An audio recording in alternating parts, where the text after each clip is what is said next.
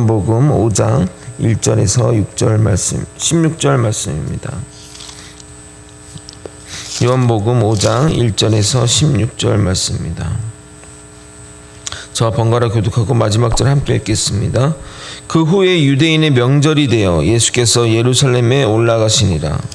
예루살렘에 있는 양문 곁에 히브리 말로 베데스다라 하는 못이 있는데 거기 행각 5이 있고 그 안에 많은 병자, 맹인, 다리 저는 사람, 혈기 마른 사람들이 누워 물의 움직임을 기다리니 이는 천사가 가끔 못에 내려와 물을 움직이게 하는데 움직인 후에 먼저 들어가는 자는 어떤 병에 걸렸든지 낫게 되미너라. 거기 38해 된 병자가 있더라. 예수께서 그 누운 것을 보시고 병이 벌써 오래된 줄 아시고 이르시되 내가 낫고자 하느냐. 병자가 대답하여 주여, 물이 움직일 때 나를 못에 넣어주는 사람이 없어 내가 가는 동안 다른 사람이 먼저 내려가나이다. 예수께서 이르시되 일어나 내 자리를 들고 걸어가라 하시니 그 사람이 곧 나와서 자리를 들고 걸어가니라. 이 날은 안식일이니 유대인들이 병 나은 사람에게 이르되 안식일인데 내가 자리를 들고 가는 것이 옳지 아니하니라. 대답하되 나를 낫게 한 그가 자리를 들고 걸어가라 하더라 하니 그들이 묻되 너에게 자리를 들고 걸어가라 한 사람이 누구냐 하되 고침을 받은 사람은 그가 누구인지 알지 못하니 이는 거기 사람이 많으므로 예수께서 이미 피하셨음이라. 그 후에 예수께서 성전에서 그 사람을 만나 이르시되 보라, 내가 나았으니 더 심한 것이 생기지 않게 다시는 죄를 범하지 말라 하시니 그 사람이 유대인들에게 가서 자기를 고치니는 예수라 하니라. 그러므로 안식일에 이러한 일을 행하신다 하여 유대인들이 예수를 박해하게 된지라. 아멘. 요한복음에만 기록된 베데스다 연못에 38년 된 병자의 이야기입니다. 그 병자를 일으켜 세우시는데 이 기적이 세 번째 표적이기도 합니다. 다른 복음서와 달리 요한복음은 하나의 사건 안에 많은 내용이 담겨 있어서 제대로 설명하려면 정말 끝이 없을 정도입니다. 새벽 예배가 마쳐지면 좀 정리해서 주일 설교나 다른 설교에 깊게 다루어야 할 것 같습니다. 저는 제가 말씀을 전하지만 정말 요한복음을 보면서 많은 은혜를 받고 있습니다. 새벽인지라 많은 내용을 다루지 못해 아쉽지만 오늘도 말씀 따라 주신 은혜를 함께 나누도록 하겠습니다. 예수님이 유대인의 명절 가운데 예루살렘에 다시 오시게 됩니다. 유대인의 대표 명절, 그러니까 명절마다 성전에 올라가는 대표 명절은 유월절, 맥추절 또는 오순절이라는 맥추절 또는 초막절입니다. 모두 다 하나님이 우리 민족에게 베푸신 은혜를 감사하는 절기입니다. 예수님은 먼 길을 오시자마자 베데스다 연못으로 가셨습니다. 성전 옆에 있는 분, 성전 바로 앞에 있는 분이 양문이고 그리고 성전 가는 길에 그곳에 들르신 것 같습니다. 성전 옆문을 양문이라고 하는 이유는 제물들이, 특히 양이나 이런 것들이 그 문을 통해서 자주 드나들어서 그렇게 붙인 것이고, 그곳에 연못이 있는 이유는 하나님께 바치기 전에 이 제물을 깨끗하게 씻기 위해서입니다. 이 우물은 원래 있는 우물이 아니라 인공 우물로서 빗물을 모아서 하거나 또는 기드론 골짜기에서 내려오는 물이 모여서 만든 우물입니다. 그런데 기드론 골짜기에 물이 비가 많이 오거나 물이 모여 갑자기 이렇게 비가 이렇게 골짜기니까 물이 막 모이잖아요. 그러다 보면은 그것들이 갑자기 용출할 때가 있는데 그때 몸을 담그면 낫는다는 전설이 있었던 겁니다. 사실 이런 전설은 특별히 연못이나 좀 특별한 장소에 흔히 있는 일입니다.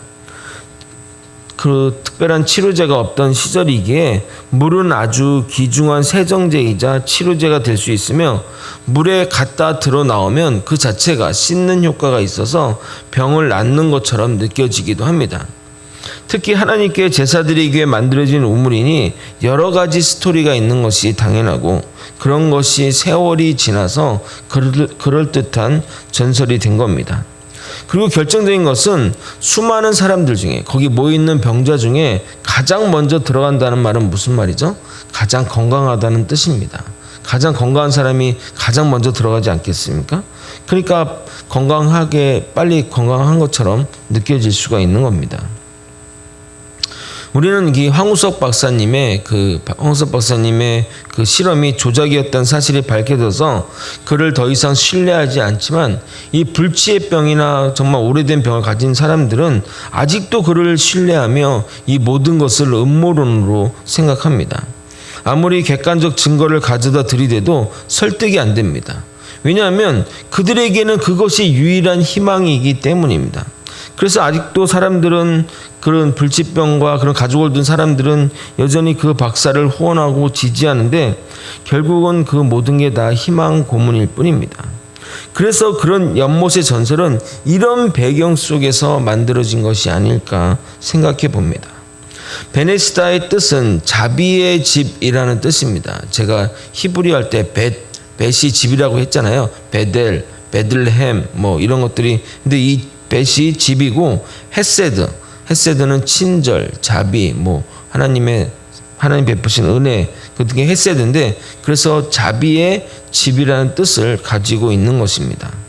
그런데 자비의 집인 우물인데 실상은 1등만 살아남는 치열한 삶의 현장인 것입니다. 굳이 예수님이 그곳에 안 들르셔도 되지만 수많은 병자와 억울한 자들이 모여있는 그곳에 오신 겁니다. 왜냐하면 38년 된 이 병자를 고치기 위해서입니다. 우리는 남편을 5이나 둔 사마리아 여인을 생각 안 할 수가 없습니다. 예수님이 이렇게 이 땅에 오신 이유, 또 그런 자들을 찾아가시는 이유는 이렇게 사회에서 버림받고 소외되고 기댈 것 없는 자들에게 오셨기 때문입니다. 누가복음 19장 10절에 이렇게 말합니다. 인자가 온 것은 잃어버린 자를 찾아 구원하려 함이니라. 예수님이 이 땅에 오신 것은 세상에 인기를 얻거나 유명세 때문에 오신 것이 아닙니다. 철저하게 약자와 소외된 자와 버림받은 자들을 위해 오셨습니다. 1등만 살아남는 그곳에 말입니다. 저는 예수님의 이런 모습이 참 감동이 되고 참 멋있습니다. 이번에는 38년 된 병자에게 오셨습니다. 38년 동안 병자라는 것은 거의 태어나면서부터 병자였다는 의미입니다. 그 당시 남자의 평균 수명이 50살이 안 되었기에 평생 그 병으로 고생하였다고 보면 됩니다. 물론 그 사람이 자기가 나는 38년 된 병자야 라고 하지 않았지만 예수님의 신적인 능력으로 그의 상태를 알았던 것입니다. 그 기간 동안 샘의 근원에 들어가지 못했다는 것은 거의 잘 움직이지 못하는 중증의 환자임을 알 수 있습니다. 매일 그곳에 가족들이 데려다 놓았는지 아니면 그곳이 거처인지는 모르지만 아무도 그를 샘에 넣어준 사람이 없는 것으로 볼 때 거기서 사는 사람이 아닌가 추측해 봅니다. 예수님이 그에게 이렇게 물어봅니다. 6절 함께 읽도록 하겠습니다. 6절 읽겠습니다. 시작. 예수께서 그 누운 것을 보시고 병이 벌써 오래된 줄 아시고 이르시되 내가 낫고자 하느냐. 본인이 정말 낫기를 원한다면 낫고 싶습니다 라고 말하면 되는데, 그는 왜 지금까지 이런 병에 있는지에 대한 이유를 말합니다. 변명과 핑계를 대는 것입니다. 그의 말은 전형적인 어떤 인생에 실패한 사람들, 정말 그런 사람들의 전형적인 말입니다. 내가 공부를 못하는 이유는 부모 때문에, 또는 공부할 환경이 안 돼서, 또는 주변 환경이 안 좋아서 등등 말합니다. 그런데 대부분 이런 사람들이 성공하면 또 환경 탓에 부모님 덕분에 이런 얘기는 안 하고 자기가 잘나서 본인의 실력이라고 말합니다. 7절을 읽어보겠습니다. 병자가 대답하되 주여 물이 움직일 때에 나를 못에 넣어준 사람이 없어 내가 가는 동안 다른 사람이 먼저 내려가나이다. 그러자 예수님이 그에게 이렇게 명령합니다. 내 자리를 네가 일어나 들고 가라고 말입니다. 이 한 문장 안에는 3가지 명령어가 존재합니다. 이 말이 단순한 말이 아닙니다. 살펴보면 첫 번째는 일어나입니다.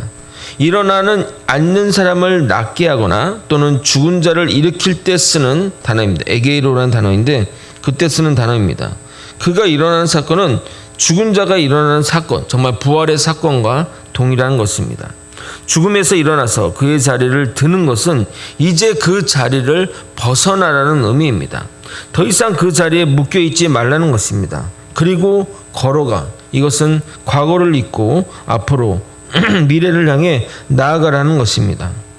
38년 동안 누워있던 그에게 불가능한 명령 3가지를 함으로써 그를 전인격적으로 회복시키고 계신 겁니다. 예수님의 치유는 단순한 질병의 치유가 아닙니다. 그가 병에서부터 회복되어 그의 삶으로부터 그의 그 38년 동안 묶여있던 그 삶에서 벗어나 완전한 회복의 길로 나아가는 명령인 것입니다. 이 놀라운 사실 앞에 정말 놀랄만한 일 아닙니까? 정말 이렇게 기적 같고 놀랄만한 그 사건 앞에 축하하기는커녕 이를 문제 삼는 이들이 있었습니다. 그들은 안식일에 걸어갔다는 것을 문제 삼은 겁니다. 10절 한번 같이 한번 읽어보도록 하겠습니다. 함께 읽겠습니다. 시작. 유대인들이 병 나은 사람에게 이르되 안식일인데 내가 자리를 들고 가는 것이 옳지 아니하니라. 여기서 유대인들은 그냥 일반 백성을 의미하는 것이 아니라 유대 종교 지도자들을 말하는 겁니다. 예수님이 아닌 우리가 봐도 정말 그들의 말이 정말 말도 안 되고 어떻게 흠잡을 걸 없어서 이런 걸 흠을 잡을까라는 생각이 되지 않습니까? 이처럼 이렇게 형식에 빠지게 되면 그 정신, 그 의미들은 다 중요하지 않게 되는 겁니다. 가끔 이런 교회 분란들의 그런 내용들을 좀 살펴보게 되면 정말 아무것도 아닌 일로 싸우는 경우들을 보게 됩니다. 저의 목회 철학 중에 하나는 바로 이것입니다. 문제를 문제 삼지 않으면 문제는 문제되지 않는다입니다. 무슨 말이냐면 문제가 있지만 그것을 문제 삼지 않으면 그 문제가 문제를 일으키지 않는다는 겁니다. 이 말은 뭐 문제가 심각해도 그냥 덮자라는 의미가 아니라 사실 알고 보면 아무것도 아닌데 그것을 문제 삼으면 문제가 되지만 그것을 문제 삼지 않으면 그것 때문에 교회나 사람이 어려움을 겪지 않는다는 겁니다. 의미 없는 싸움, 형식에 치우친 싸움 등등 정말 그런 싸움들은 끝도 없고 답도 없고 정작 사람을 죽이는 결과를 낳게 됩니다. 교회는 사람 살리는 일이 가장 최우선이 되어야 됩니다. 그 나머지 것들은 다 솔직히 의미가 없습니다. 그냥 어떤 뭐 형식, 명분 막 이런 걸 따지고 하는데 정말 그런 것들이 쓸데없는 그런 일들입니다. 그런데 정말 38년 된 병자가 일어났는데 그렇게 오래된 병자가 일어났는데 율법에 매여 걸어간 것을 문제 삼으니 그 당시 율법주의의 폐해가 얼마나 문제가 많은지 보여주는 겁니다. 결국 병자는 자신의 의지로 걸어간 것이 아니라 날 고친 사람이 걸어가라고 해서 걸어갔다고 말하게 됩니다. 그에게 38년의 이 세월은 사람들의 눈치를 보며 살았으며 또 피해만 주던 세월인지라 자연스럽게 자신의 죄를, 자신의 어떤 잘못들을 남에게 전가하는 모습을 보여주게 됩니다.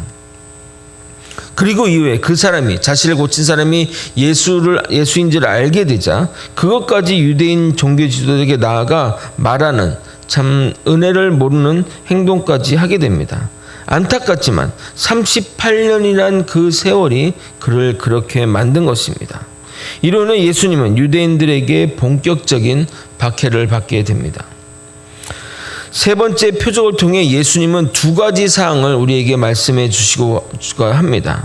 하나님과 동등됨을 취하지 않으시고 이 땅에 오신 성자 예수님이 각종 질병과 고난이 난무하는 거기다가 승자만이 살아남는 세상의 모습이 투영된 베네스다 연못에 오셔서 우리의 모습, 38년 된 병자의 모습이 우리와 상관없는 모습이 아니라 우리의 모습인 38년 된 병자에게 오셔서 치유해주고 온전히 회복을 이루시는 것을 보여주는 겁니다.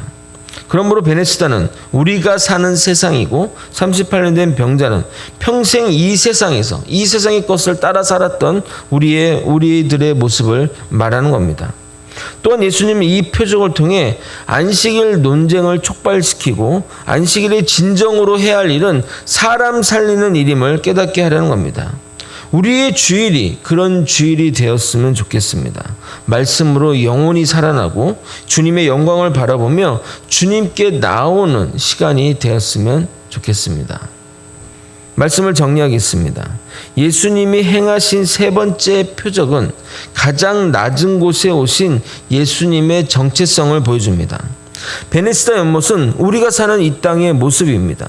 38년 된 병자처럼 우리는 다 소경이며 절름발이며 혈기 마른 자, 즉 생명이 없는 자들입니다. 끝없는 경쟁과 생존 경쟁에 내몰린 사람들이며 헛된 희망만 쫓는 사람들입니다. 그렇게 죽어가는 우리에게 예수님이 오셨고 그로 인해 우리가 생명을 얻었고 살 희망을 얻게 된 것입니다. 그래서 우리는 예수님의 말처럼 일어나 내 자리를 들고 걸어가면 되는 겁니다. 우리의 생명 대신 예수님께로 말입니다. 아직 세상에 희망이 있어 1등만 하면 모든 문제가 해결될 것을 믿고 서서히 죽어가시겠습니까? 아니면 주님께로 나아가 진정한 생명과 삶이 있는 곳으로 나아가시겠습니까?